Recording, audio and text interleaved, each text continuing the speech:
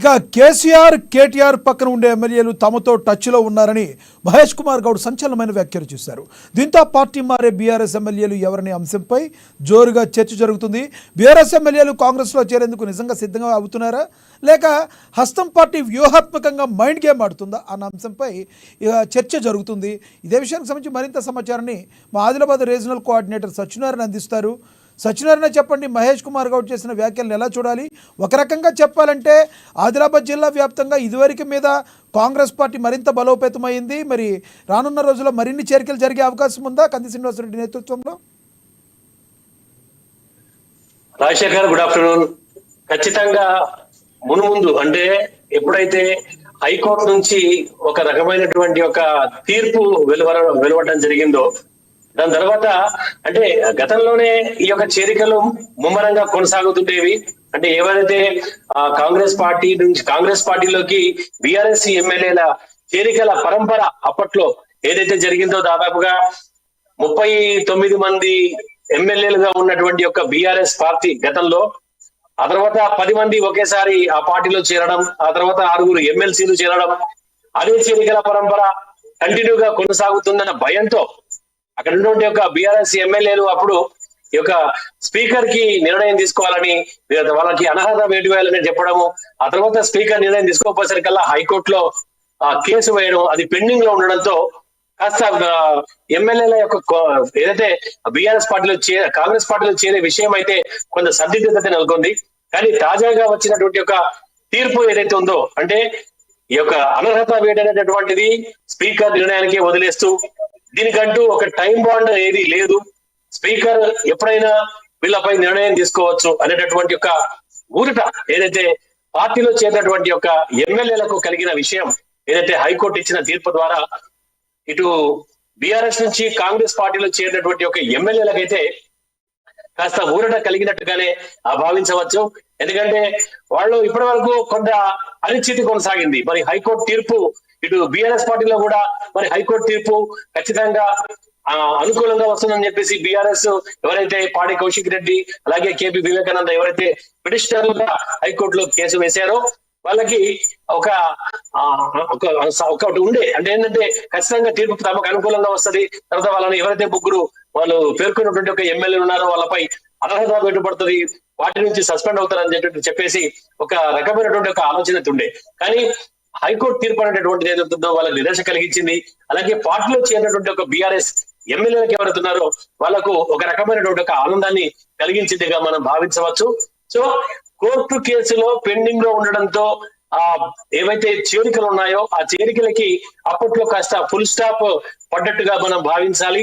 కానీ ఆ తర్వాత ఇప్పుడు తాజాగా వచ్చినటువంటి యొక్క తీర్పు వల్ల తిరిగి చేరికలు మళ్ళీ ఖచ్చితంగా పుంజుకుంటాయనేటటువంటిది మా ఏదైతే టీపీసీసీ చీఫ్ మహేష్ కుమార్ గౌడ్ చేసినటువంటి ఒక ఏవైతే వ్యాఖ్యలు ఉన్నాయో ఖచ్చితంగా పార్టీకి నిజంగానే మరి అప్పట్లోనే చేరుతుండే, కానీ కేసు పెండింగ్ లో ఉండడం వల్లనే ఈ యొక్క వలసలు ఆగిపోయినటువంటి ఒక భావన అయితే అందరిలో కలుగుతోంది. అయితే ఇప్పుడు మహేష్ కుమార్ గౌడ్ యొక్క వ్యాఖ్యల నేపథ్యంలో ఖచ్చితంగా మరో 15 మంది, అంటే దాదాపుగా స్పీకర్ నిర్ణయం ఎంతవరకు ఉంటుందంటే, అంటే ఒకవేళ కనుక 2/3 అంటే బీఆర్ఎస్ కున్నటువంటి ఒక మెజార్టీ ఎమ్మెల్యేలలో 3/2 మంది కనుక పార్టీని వీడి ఇంకొక పార్టీలో చేరితే కనుక అప్పుడు ఎలాంటి అనర్హత వేటు అనేటటువంటిది వాళ్ళపై ఉండదు. ఎందుకంటే వాళ్ళకి పార్టీలో విలీనం చేసినట్టుగా భావిస్తారు. కాబట్టి 3/2 సంఖ్య అంటే ఇప్పటికే ఆల్రెడీ 39లో 10 మంది ఆల్రెడీ చేరిపోయారు, ఇంకో 15 మంది చేరారంటే ఖచ్చితంగా కాంగ్రెస్ పార్టీలో బీఆర్ఎస్ విలీనం అయిపోయినట్టుగానే భావన జరుగుతుంది. దాంతో ఎలాంటి తీర్పులు కానీ లేదంటే ఎలాంటి సస్పెన్షన్లు కానీ ఎలాంటి నిర్ణయాలు తీసుకునేటటువంటి యొక్క అవసరం ఇక ఉండదని చెప్పేసి ఇదే విషయమై గతంలో కూడా, అంటే ఈ యొక్క ఏదైతే ఇదే పని గతంలో బీఆర్ఎస్ కూడా చేసింది. బీఆర్ఎస్ గతంలో 10 ఏళ్ళు అధికారంలో ఉన్నప్పుడు కూడా కాంగ్రెస్ పార్టీ ఎమ్మెల్యేలని తన పార్టీలో చేర్చుకుంది. అప్పుడు కూడా ఇదే విషయమై ఈ యొక్క స్పీకర్ వాళ్ళపై నిర్ణయం తీసుకునే విషయంలో కాస్త సాగతీత అనేటటువంటిది జరుగుతూ వస్తుంది. ఎందుకంటే ఈ సాగతీత వల్ల పార్టీల చేరేటటువంటి యొక్క ఎమ్మెల్యేల సంఖ్య పెరిగే అవకాశం ఉంటది. ఇదే విషయంలో కూడా ఈ యొక్క స్పీకర్ అంటే ఇక్కడ ఆ నిర్ణయం తీసుకోకుండా దాన్ని కాస్త సాగదీస్తూ వచ్చినట్టుగా మనం భావించవచ్చు. అయితే సత్యనారాయణ ఎస్ సత్యనారాయణ, అయితే ఇప్పుడు బీఆర్ఎస్ పార్టీ ఏదైతే ఉందో కాంగ్రెస్ పార్టీ మీద విపరీతమైన తీవ్రమైన ఆరోపణలు చేస్తున్న వేళ కాంగ్రెస్ పార్టీ చెప్తుంది అసంబద్ధం, దీన్ని కంప్లీట్గా బేస్లెస్ ఆరోపణలు బీఆర్ఎస్ పార్టీ చేస్తుందని చెప్తున్న వేళ ఇప్పుడు మళ్ళీ గేర్ మార్చి కొంతమంది ఎమ్మెల్యేలు మాతో టచ్లో ఉన్నారంటూ ఇది ఒక కాంగ్రెస్ పార్టీ వ్యూహాత్మక నిర్ణయం అనుకోవచ్చా? అలా అనుకోవచ్చు, లేదంటే నిజంగానే టచ్ లో ఉండి కూడా ఉండొచ్చు. ఎందుకంటే ఎప్పుడైతే ఎవరైనా సరే అధికార పార్టీ వైపు మొగ్గు చూపడం అనేటటువంటిది అది ఒక ఆనవాయితీగా రాజకీయాల్లో కొనసాగుతున్నటువంటి యొక్క తీరు. ఎందుకంటే గతంలో మనం చూసాం, ప్రస్తుతం కూడా మనం చూస్తున్నాం.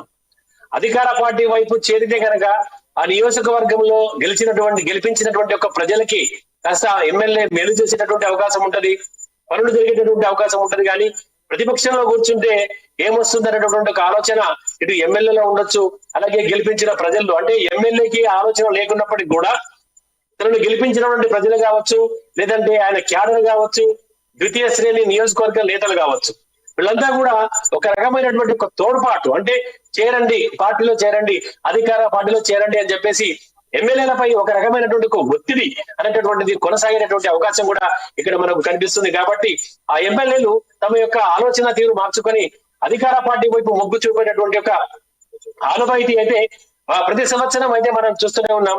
అయితే ఇదే తీరు ఇప్పుడు కూడా కొనసాగుతున్నది. అయితే ఇది కేవలం ఒక మైండ్ గేమ్ మాత్రమే కాకుండా నిజంగానే టచ్ లో కూడా ఉన్నా అనుమాన పడాల్సినటువంటి అవసరం లేదు. ఎందుకంటే ప్రధానంగా కాంగ్రెస్ పార్టీ కేవలం ఇదొక్కటే కాదు, ఇప్పుడు వచ్చినటువంటి ఒక మార్చిలో ఏదైతే జరిగేటటువంటి ఒక ఎమ్మెల్యే తరఫున జరిగేటటువంటి ఎమ్మెల్సీ, అంటే ఎమ్మెల్యేలు ఎన్నుకునేటటువంటి ఒక ఎమ్మెల్సీ ఎన్నికల విషయంలో కూడా ఆ కాంగ్రెస్ పార్టీ ఒక రకమైన